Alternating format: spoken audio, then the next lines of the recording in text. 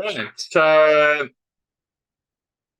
we're going to go into lecture 5, and one of the most newest and the most exciting archaeological excavation around the city of Galilee is with the city of Magdala.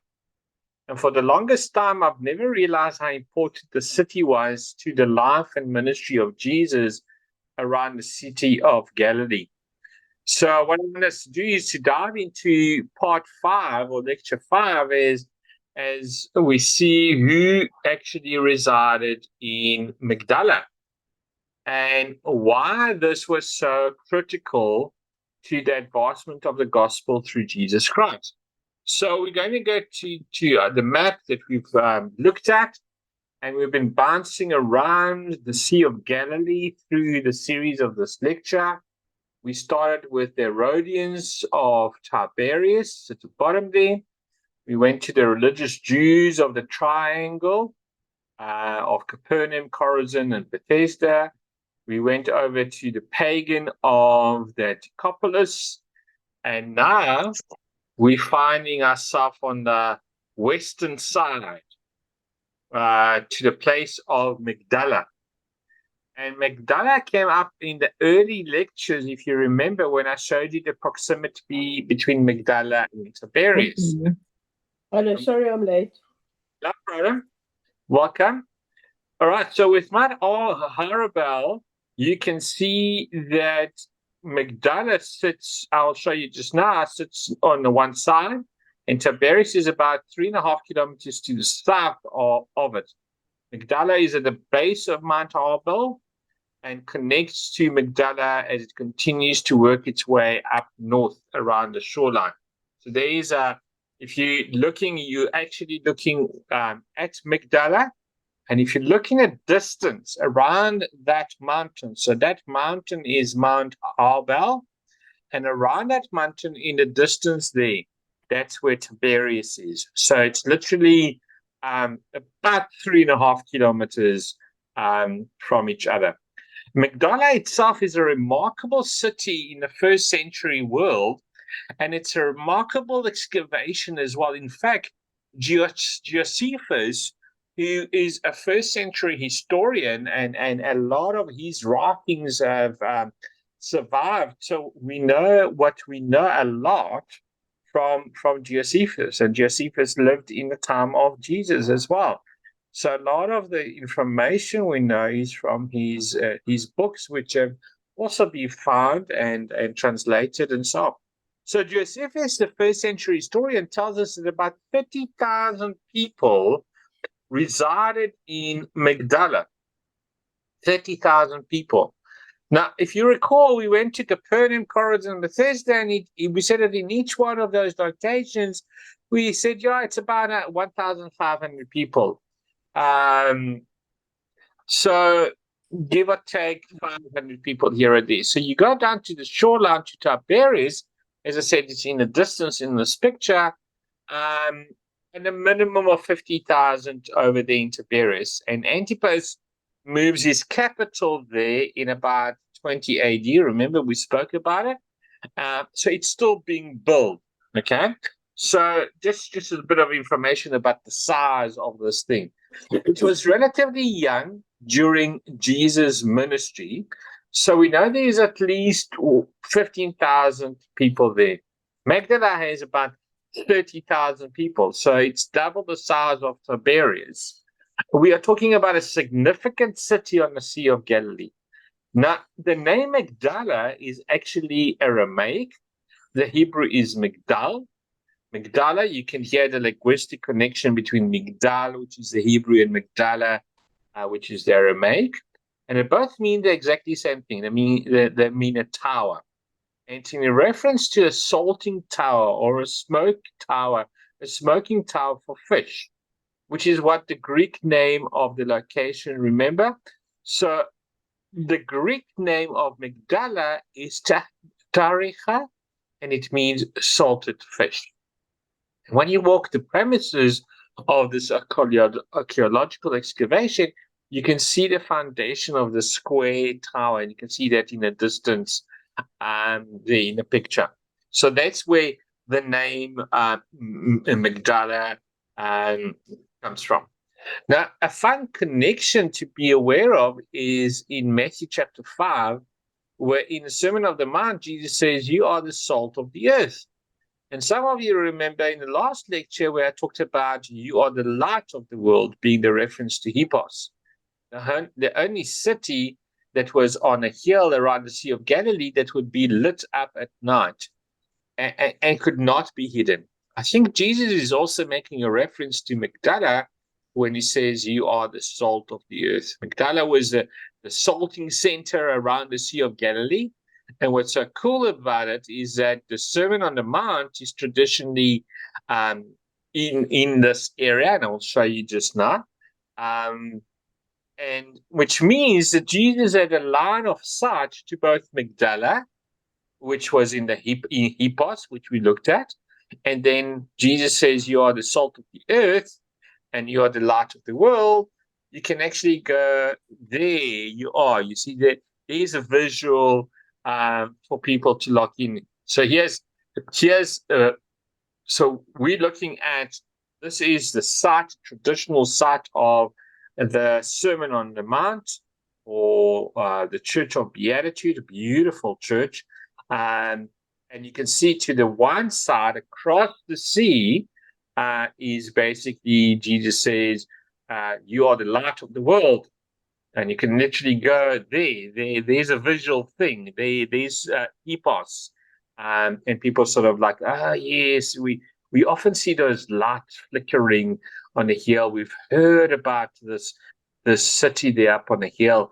And then Jesus says, "And you are the salt of the earth," pointing to Magdala, which is the other arrow that I'm showing.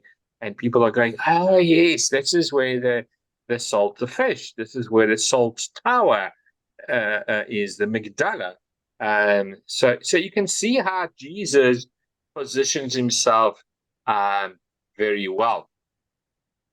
And what's so cool about it is to think about how strategic Jesus was in his communication to provide physical illustration that will allow the people to remember his core ideas, to anchor it into something that they could see, something that they would engage with. And Jesus does this all the time.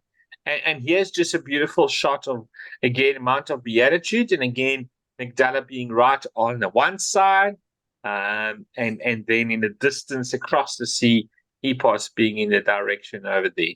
And one of the things that I love about when I take tours to Israel is how people, because what I tend to do is I take you on the site, and then we find a place to sit. I mean, people can go and visit the churches, take pictures, and buy things and so on. And then we sit down, and then I do a Bible study on certain parts of the scripture. So, for example, if you go with me to the Mount of Beatitude, then I'll obviously do the whole thing of the Sermon on the Mount. We'll touch on different things.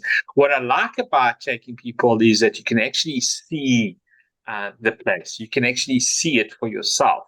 I don't know how many of you have been following some of the things that have been happening in Israel, and the names that are coming up on the screens that are being under attack and stuff like that are real names. Those are real places that are in the Bible, whether it's in the Old Testament or the New Testament. So Jesus would have used the geography and the actual location when he was talking about different things like being a salt of the earth, and a light on the hill. All right. Any questions there so far, guys? Interesting. No. Okay. Well, let's jump back into the site itself, Magdala, because when we start talking about Magdala, some of you are already making connections to something in our gospel. At least I'm hoping that you are. And it's with respect to a person, a woman in particular, by the name of Mary Magdalene. And Mary Magdalene is from Magdala. That's what Magdalene is referring to. And the reason why we have this designation of where she's from it's not a last name. It's not a surname. It's not Mary Magdala, and Magdala is a surname. It's a location name. So Mary from Magdala is to distinguish her from the other Marys that we find in the gospel. And we have a lot of Marys in the gospel, which in English it's Mary, in Hebrew it's Miriam. My younger sister's second name is Miriam, which is, you will, I guess, translate it to Mary. It was one of the most popular names for a woman in the first century world. And so we have this designation of Magdalene to set her apart from the other Marys. And what's more, it's not just Mary Magdalene, it's the Mary Magdalene who is referenced 12 times in our gospel story. It's the same Mary Magdalene who was the first to see the resurrection of Jesus Christ. And that's Mary. Mary Magdalene is from this place right here, from Magdala, from this area. Okay. It's just a fantastic location for a number of reasons, this place. Okay. Now, when you come into the site, the main place that you're going to be led to by the tour guide that I use and myself is a structure that is in front of you. It's a preserved synagogue, and not just any synagogue. It's a synagogue that dates from the time of Jesus, which is huge, guys. It's a huge excavation and finding, because when we went to the cities of the Triangle, you don't have one in Bethesda that actually was found. We have one in Chorazin, and we looked at it. We have one beautiful one in Capernaum, and we've looked at that one. And I said that there are synagogues that date to a later time than Jesus. Okay, so what's beautiful about this finding is that it's actually in it's a first century synagogue. Okay. And it was in a time of Jesus. And here in Magdala, we have one from the first century synagogue. So that is absolutely an amazing finding, because it can tell us a lot about the synagogue. So let's have a look at a few things. One of the other things I mentioned when we talked about the evangelical triangle is we talked about what made religious Jews, remember? These were people who are passionate about the following, about the scripture. They lived in community, in insula, and we looked at an example of an insula, what an insula would have looked like. And they were always gathered together in synagogues, where this all comes together in this place, Magdala. Okay, so this is one of the things that's amazing about that finding. Now, these are religious Jews that were in a triangle that we were talking about, but the triangle wasn't the only place that had religious Jews. We've also got them here in Magdala, and it's witnessed with that synagogue that we looked at. What's more is, notice that it says in Matthew chapter 4, verse 23, that Jesus went throughout Galilee teaching in the synagogues, proclaiming the good news of the kingdom of God, and healing every disease and sick person among the people. Now, I show you this passage because we don't have a reference to Jesus actually being or ministering in Magdala. Okay, we know he was in Capernaum, we know he was in Chorazin, we know he was in Bethesda, but we don't actually have a scripture reference to him being in Magdala. But Magdala is a Galilean city. And so Jesus would have certainly taught in the synagogue in Galilee, and this one in particular, okay, which is, I think, is really cool when you show up to go, Jesus almost certainly taught in this synagogue right here. And it's a wonderful, wonderful synagogue. So that, to me, I think it's actually amazing that most likely Jesus would have been here, even though there is no scriptural reference. Jesus being Jesus and traveling, he would have landed up in probably the synagogue. Now, it's not a very big synagogue, but as you go around the synagogue, you see some things that are very unique. For example, the Magdala stone, which is the stone in the middle. Okay, it was found in the excavation. It's an amazing archaeological find that has been found it hasn't been found in any other archaeological excavation of the synagogue. It's where they believe the Torah scrolls were laid in order to read. If you remember the ruins of Chorazin synagogue and the one in Capernaum, there was actually a cupboard where they found a cupboard for the scrolls. And remember, there was Moses' seat. But here, as I said, this is a first century synagogue.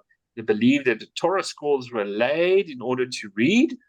So almost like a podium, a pulpit, or if you just got done reading the scrolls, you would set them down in order to start teaching. And you have that in this finding of the synagogue, which is really, really cool. You also have mosaics here, which starts to speak to the wealth of how the synagogue was decorated. And you can see in the top picture there, you can see the geometric designs that were there. And at the bottom there is, you see the doorway. This is a mosaic or painting of over the doorway. It's called the frescoes. And so you see it, that this is very nice, very decorative synagogue that you have here at the site of Migdala. Now, this was found in 2009. And in December of 2021, so that is not long ago, an announcement went out that shocked everyone. And that was that there was a second synagogue that was found at Migdala, just on the other side of the street. So you can see the guys working on the site. And this is literally, so if you go to the one side, you will see this is where Migdala is. And literally you cross a modern road. By the way, this is the road that takes you to Tiberias, or from Tiberias to go up towards Capernaum. And on the other side, they actually found another excavation, another site. And that is a second synagogue. And the reason why this was so shocking is because in no other location where a synagogue has been found has a second synagogue been found in that particular town or city. And so Magdala is helping us to rethink through how synagogues were used in given towns and villages, especially in a large city of 30,000 people like Magdala. We know that there is at least two, and they are actually talking about likely finding more.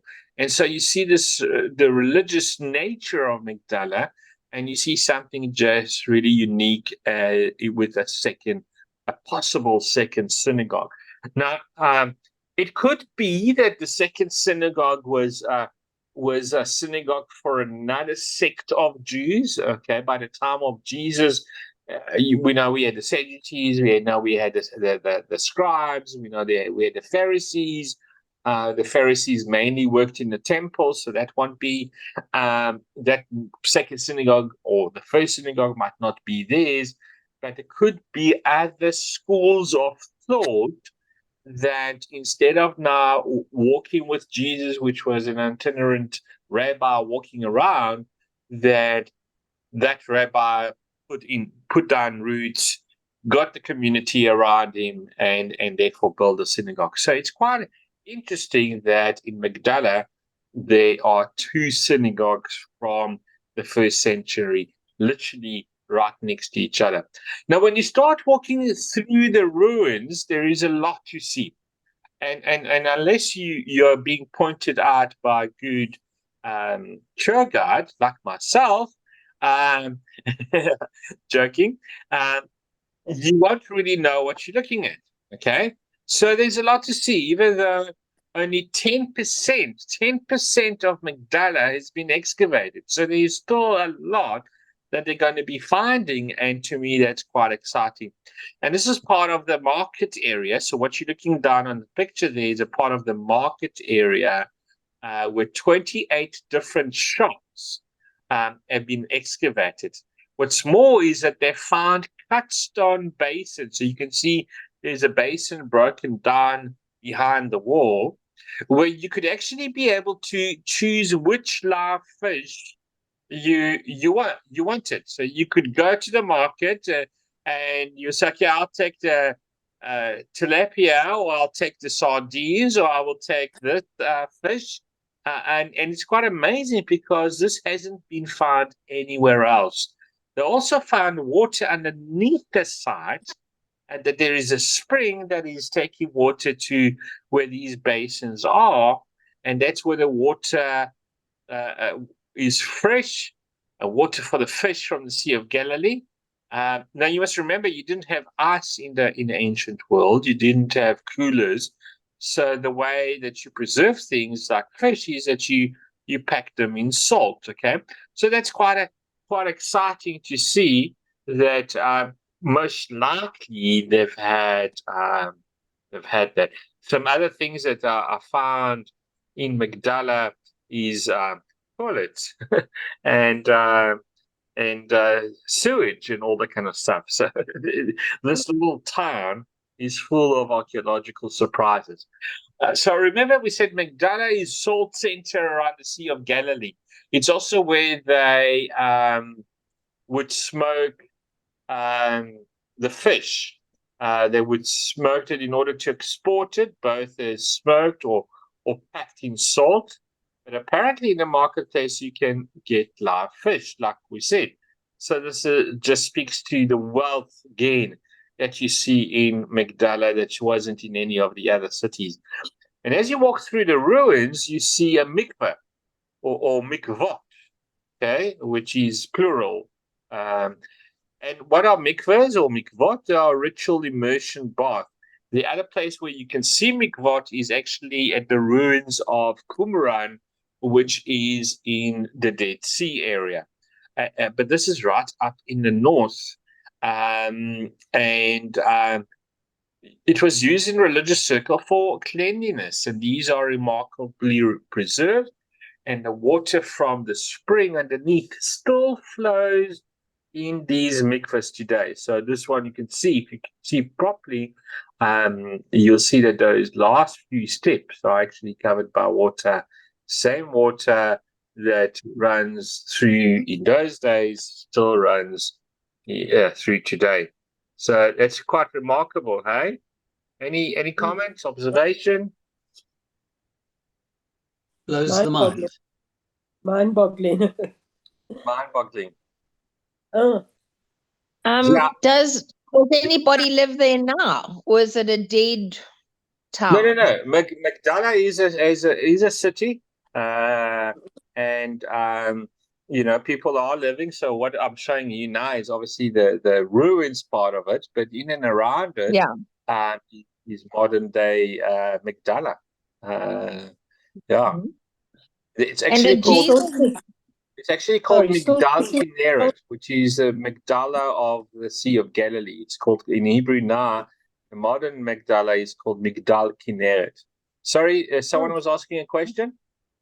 Is it salt? Sorry.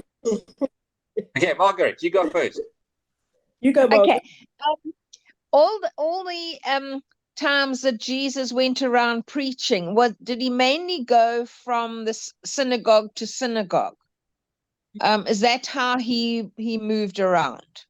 He would go from synagogue to synagogue because that would be the gathering place, okay? So he would have a good audience there, okay? But depending on how the popularity him was getting extended, and obviously the popularity wasn't a good one, then he would stay away from the synagogues, and he will then speak in places like the Mount of Beatitudes. It will be an outside place, or by the boat, or things like that, But being a Jew himself, he would definitely go to synagogues at least 3 times a day, because that is what is required, is to go to the synagogue 3 times a day. So he would have gone there, participated in what they were doing, and then either he will speak there or he will go outside and speak outside. So that's how he would do things.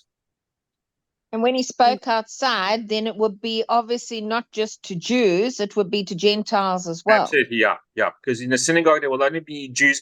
Although you had some seekers who would probably, be listening to what was said, because the synagogues were opened air kind of thing. So they would always have like this, almost like a,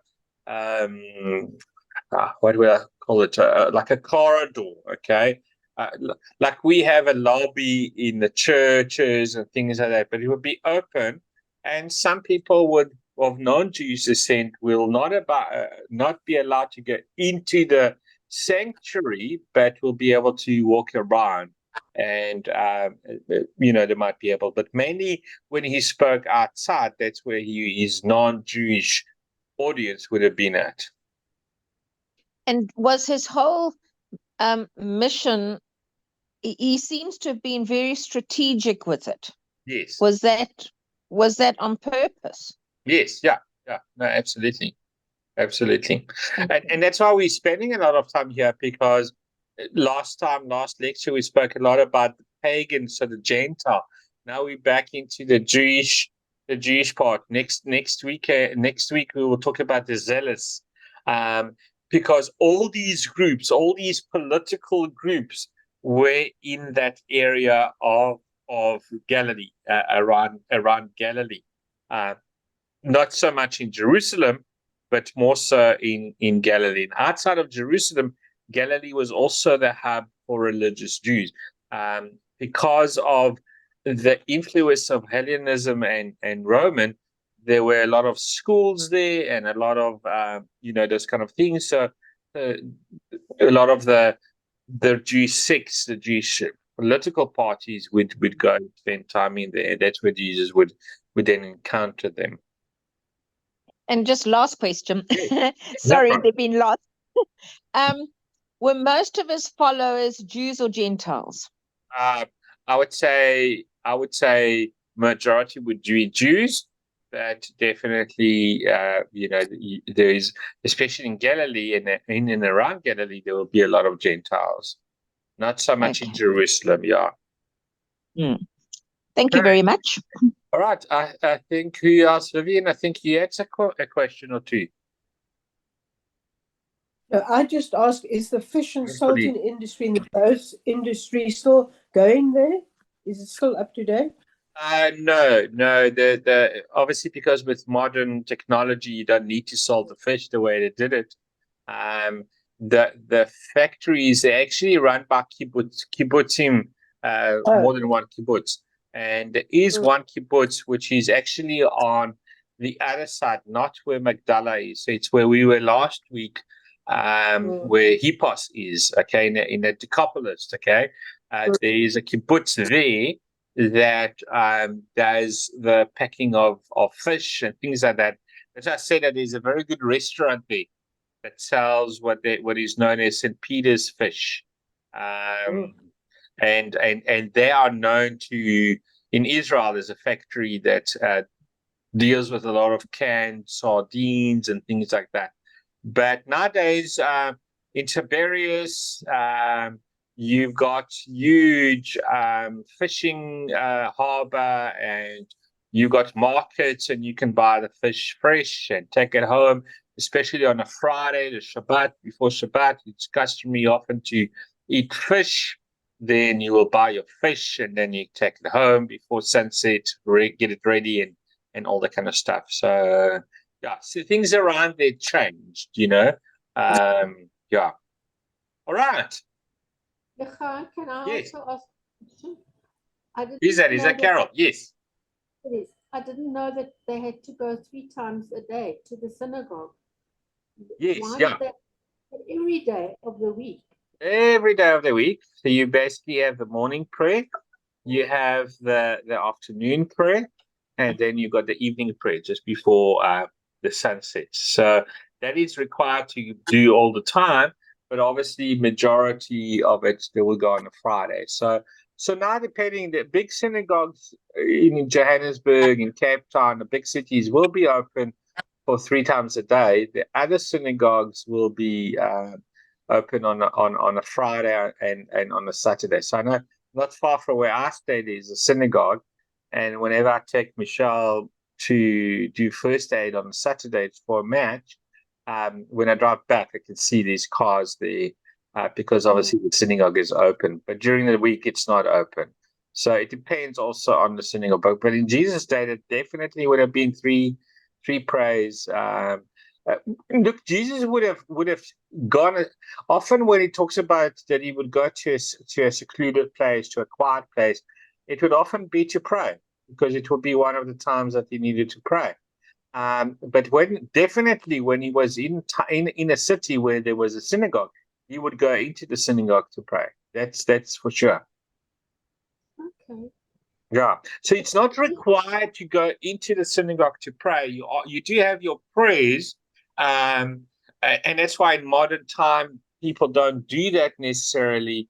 But a real observant Jew will stop what they're doing at certain times of the day, which is 3 times a day. Actually, a very religious Jew will do it actually 5 times. But most Jews will do it 3 times. They will stop, will go somewhere, and I don't know if you've ever flown with Jewish people in the aeroplane, and if you ever flown with El Al especially, and you fly in the morning and at night, you will see them gather at the back of the aeroplane for the three different prayer times. Okay. Sorry. Thank you. Right. All right. So let's carry on.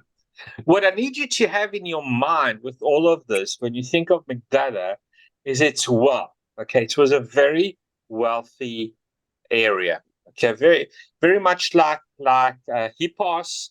This was a wealthy area. It came from the fish and the salting industry. It came from boat manufacturing.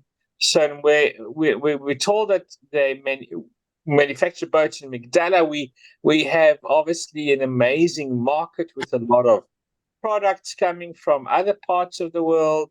And one such thing that we know that they did in Magdala was actually glass, the blowing of glass.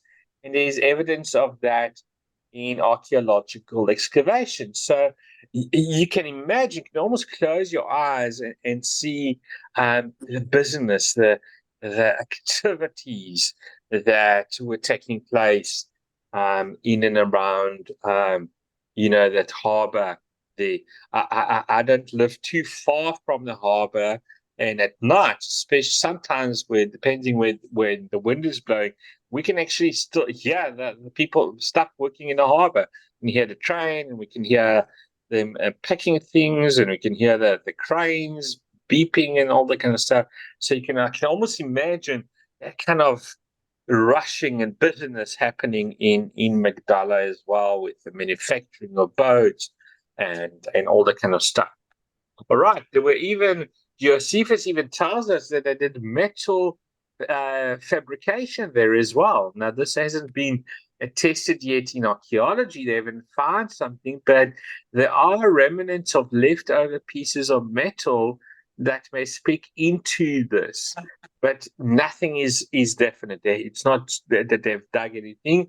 It's just from Josephus. And normally when Josephus tells you something, then it's most likely eventually you're going to find it somewhere in your excavation.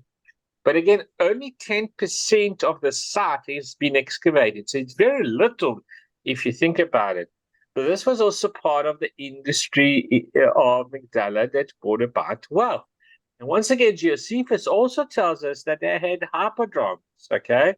There is entertainment going on there, which now starts to mix the religious nature of the Jews with the Hellenistic world of the pagans, because hippodromes were connected more to the Greco-Roman world. And so you've got that happening in Magdala. Guys, we've got about a minute left of this. So once we get kicked out, then if we can just log on to the other session. Sorry, I've just got myself all mixed up with the slides. Okay, yeah. So yeah, if you get kicked out, just remember, give it 10 minutes and then go on again. But let's carry on until we get kicked out. And so, with all of that in mind, I want to take you to your runs so far.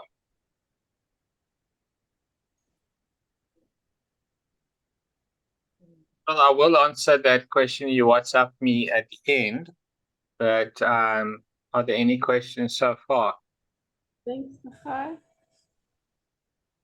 Not from this. I was wondering, where were you born again?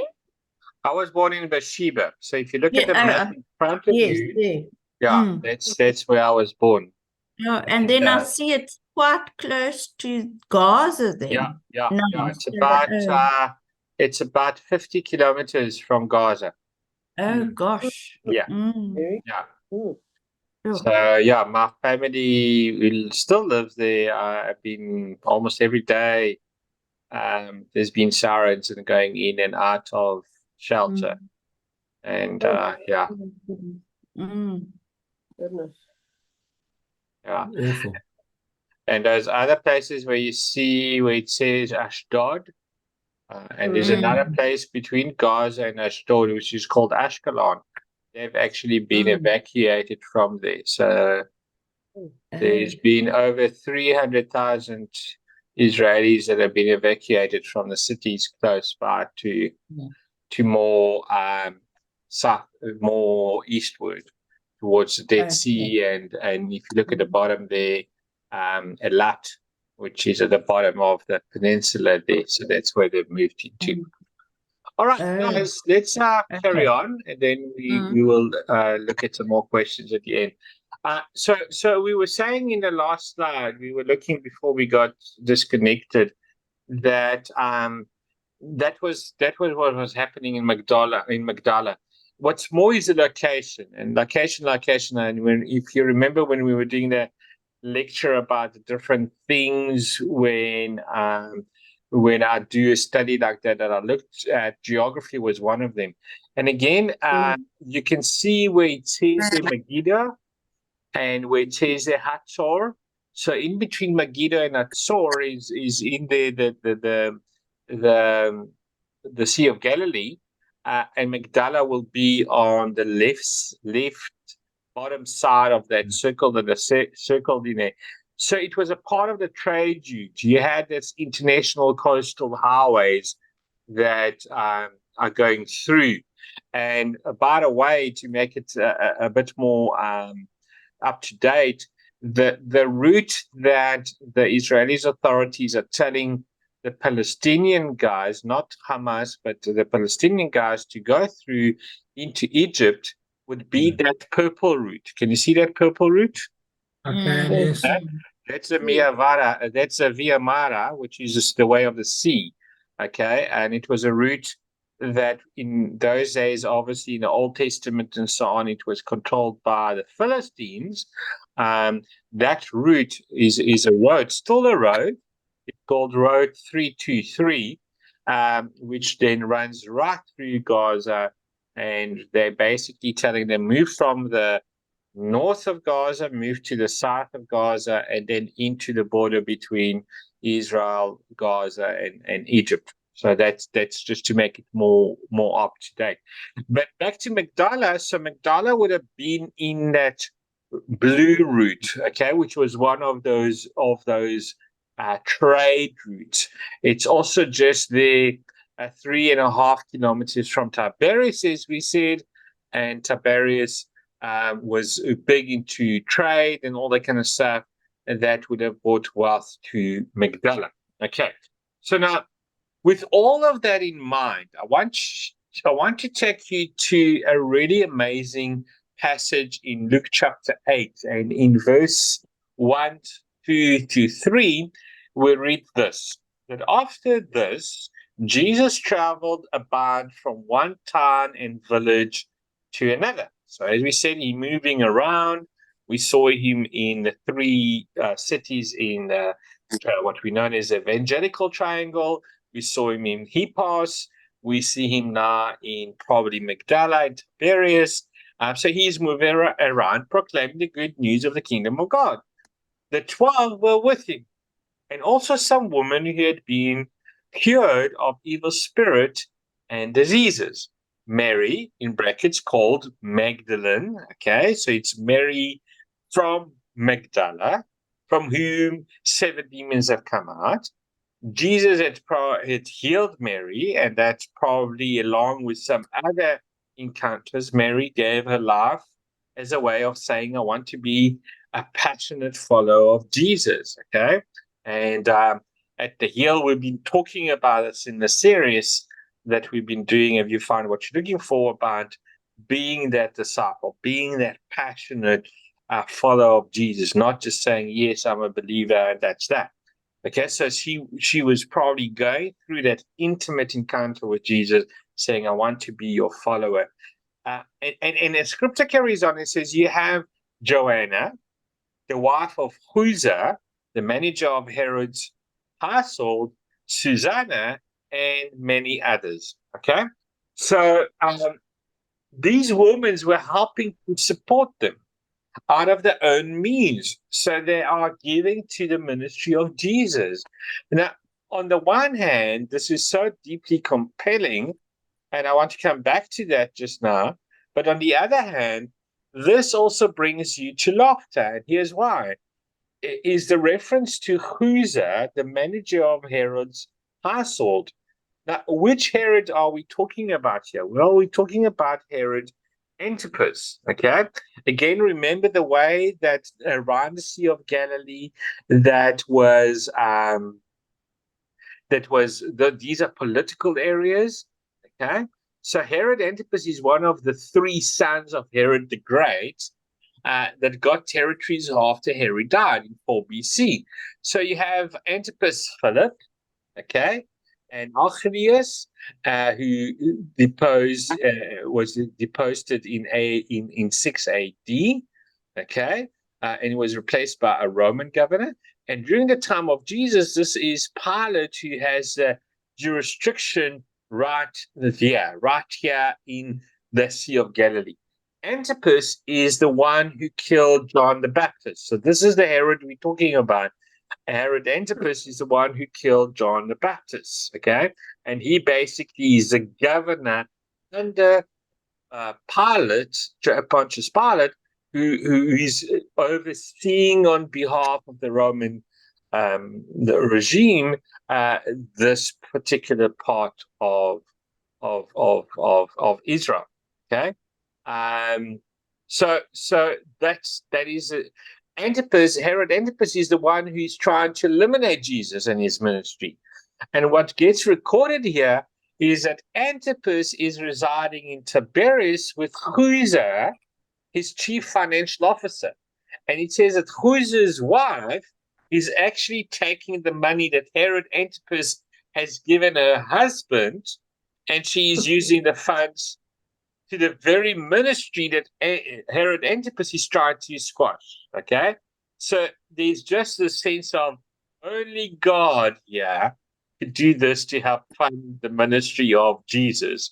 So there's just a sense of laughter when you see these connections here in this passage. So I think that is definitely God's sense of humor right there and then. Now I'll take out of Herod, he's trying to destroy Jesus, and I will put it into Jesus' ministry through Chuza's wife. Okay? Don't you think it's funny? Yes, it is. But the other side of this as well is just how deeply compelling this is, because as we talked in an earlier lecture series, particularly if you guys have been on the series where we were talking about the education system of that time, is that a rabbi would have trades that they would use in order to make money when they were not traveling and teaching. But a rabbi who was itinerant like Jesus would go out and about with the disciples. The way that their needs were met was through hospitality. People would give them a place to stay in their home. And this is why Jesus is traveling with 12 male disciples. It's because it was improper to be in close sleeping quarters between men and women. Jesus is with his disciples, and there are 13 of them, so that's quite a lot of hospitality if you had to get all of them together. It's a lot of people giving food and shelter and the needs that they have. And one of the ways that people supported the ministry of Jesus was by giving him financial resources. And so we've been talking about in this series is, if Jesus is doing the majority of his ministry around the Sea of Galilee, and he's an itinerant rabbi, which we know he is, how are his needs and the needs of the disciples being met? And the answer is through generosity and hospitality. And chief among those are these women who are funding the ministry of Jesus. And you have one of these ladies is the wife of Chuza, who, as we know from the scripture that I just read, is basically the financial officer of Herod, who is in Tiberias. So you have Mary who's in Magdala, and between here you get Susanna and a few others. You have the bulk of the resources, at least recorded in the gospel, of who is funding Jesus' ministry. And so Magdala and the wealth of Magdala and the fact that Mary is from Magdala, somehow she is connected to this wealth. Some sources, I don't know, this is not Josephus talking about, but some sources say that she was an owner of a bar. And in the bar, there were also like a brothel and stuff like that. And because of that, she had the money. If any of you have watched The Chosen, which I do not prescribe for various reasons, which I don't believe it's the thing to watch, or it's not gospel at least. But there, when you meet her in one episode, I think it was season 2, that she goes back and she gets tempted again and so on, and the disciples find her in her bar. As I said, to me it's not. There's no evidence of that, but somehow she did have some kind of wealth, or maybe she knew people with wealth, and so she was able to help and fund Jesus' ministry. Now, not everyone in Magdala is wealthy, but it seems to imply that Mary was wealthy, and she used those resources as a way to help fund the ministry of Jesus. And it brings us to who is residing in Magdala. That is a gospel patron, okay? In the ultimate example of gospel patronage, we see that God among us walks our dusty streets, ate our food, and God personally involved in our lives. God invested himself in the spread of the gospel, and I think so should we. And this is the very essence of Mary Magdalene. This is the essence of Susanna, of the wife of Chuza, of others who were supporting Jesus and his ministry. They were gospel patrons, okay? People who are invested in the kingdom project. And there was actually a book called Gospel Patrons. I can't remember who wrote it, but he was very much talking about those people who we see in the background, who not necessarily were the 12, but they were there in the background, and some way or another, they were able to invest their lives and their resources into this kingdom project. And you see this playing out in this amazing passage in Luke chapter 8, verse 1-3. And it causes us to think in terms of what way or what shape or form are we like Mary Magdalene? Are we using our resources in a way in which, in order to fund, to participate, to invest in time, talent, treasures, into the very things that spread the gospel here on earth? So yeah, it's a question we need to ask ourselves. And it really begins to call us into question how we use money.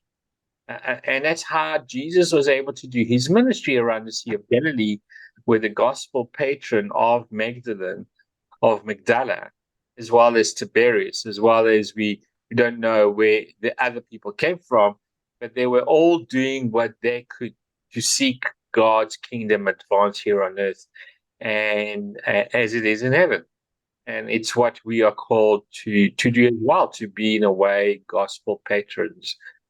We might not be elders, we might not be deacons, we might not be board members, or whatever your church structure is, but each and every person who sits on the pew, I often say, you are in church not for yourself, but for the person who's not sitting next to you.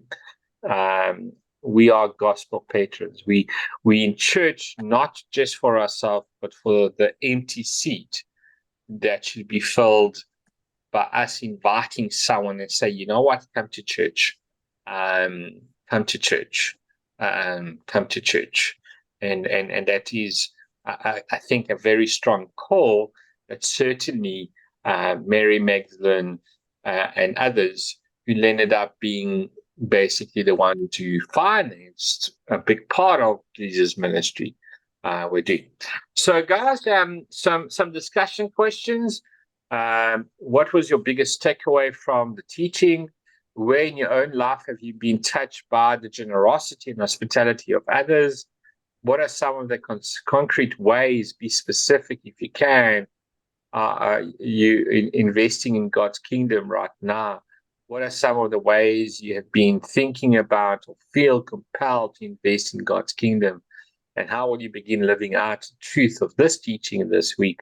So obviously, the discussion questions, whether you do it with someone in your house or just for yourself, answer it as a way of reflection, or if you share it in a small group or growth group, a Bible study group, then those are just guidelines. What we're going to do next week, lecture 6, and then after that we've got one more lecture. Before, during, and after the life of Jesus, the land of Israel was a hotbed of Jewish resistance against Rome. And located just northeast of the Sea of Galilee, the city of Galilee was a stronghold for a group called the Zealots. These were religious extremists who believed the kingdom of God came by force and who were willing to kill Romans. Jewish collaborators and themselves, if needed, were also killed by these guys. Despite their brutality, the Zealots were often admired as heroes who preserved the Hebrew tradition of zeal for God. They totally missed the heart of God. And by the end of this lecture 6, I hope that you will learn 2 specific ways Jesus puts an end to the cycle of violence in an angry, polarized world. And I think, I know this lecture is probably going to be very, very current to what is actually happening in Israel at the moment and in that area. While we were having a break, someone was asking me about, with regards to the Sea of Galilee, or with regards to Israel, what happens to all these historical sites and excavation, especially with what is happening now, and all the bombs and things like that are being launched at Israel. So just a few things. One thing is, because of this Iron Dome system that Israel has, not many of the missiles and that kind of stuff literally ends up falling on any site or any town. And of course, Israel's got the thing of, as soon as there's a missile being fired, another missile being fired, and that is the Iron Dome, and that missile destroys the missile that's been fired onto Israel. Every now and again, that Iron Dome misses it, and that's where it ends up falling onto houses and streets and empty fields and all that kind of stuff. Unfortunately, those excavation sites are not immune from missiles falling on them or for shrapnels falling on them, and that's something that unfortunately Israel has to contend with, as well as saving the citizen. They have to save those sites as well. citizens can go underground into shelters, but those sites cannot. So hopefully, just like there won't be any human loss, that there won't be any loss to those sites. But they are exposed, unfortunately, to that. Where the bombs are falling at the moment in and around the Galilee, the place that we're going to be looking at next week, Gamla, has actually got hit the most. So far, the Galilee area, especially around the city, the Sea of Galilee, hasn't really been bombarded. It's more up in the north. So if you look at this map here, so Chorazin is basically at the foot of one of the hills. That on the other side of the hill is Lebanon, and where you see that sort of like perforated line next to Bethesda, that Bethesda is again at the bottom of a series of hills, Hebron, the hills of Hebron, and on the other side of that hill next to Bethesda is Syria. Okay, and there are groups of not Hamas, but the other groups that are basically being using at the moment in the last few days, and Israel is definitely trying to avoid attacking the north as well, or retaliating in the way that they are retaliating in Gaza. So more or less where we are studying now, it's in Gamla, the city that we're going to be looking at next week. And as I said, more or less is not far from Chorazin. There's a town called Kiryat Shmona, and that is also been evacuated. So cities north of Chorazin have been evacuated as well because of the it's getting hot in those areas. Okay, so does that answer your question, Carol? Yeah, given me a better perspective of where things are. Yeah. You know what, you see all these buildings being blown up. I don't know if it's in Gaza or if it's in Jerusalem, but you just see so much of what's happening. The buildings that are being destroyed, that's in Gaza, hey? In Israel itself, in the cities of Israel, some have been destroyed, but not a lot because of the Iron Dome, see, and the success of the Iron Dome. But as I said, I mean, today there were some killed, and it was it was actually in the center of Israel. It was not far from Tel Aviv. There's a city there, and today about 5 o'clock. So Tel Aviv, can you see on the screen? Can you see Jaffa? Yes. Okay, so between Jaffa and Dor is Tel Aviv. Okay, and anyone who's been to Israel would have ended up being there at least for one night. So in that area, there's been today, I think 5 killed because they didn't get in time to the shelter, and a missile was missed by the Iron Dome and landed on the houses. But all this building that you see that are being completely flattened are in Gaza. They specifically Gaza City, because Gaza City is known to have terrorist organizations operating from there. Okay. Thank you, Lachai. All right. Thank you very much. All right, guys. Very enlightening. Good night. Thanks, Lachai. Bye-bye. Thank you, Lakai. No. Thank you very much.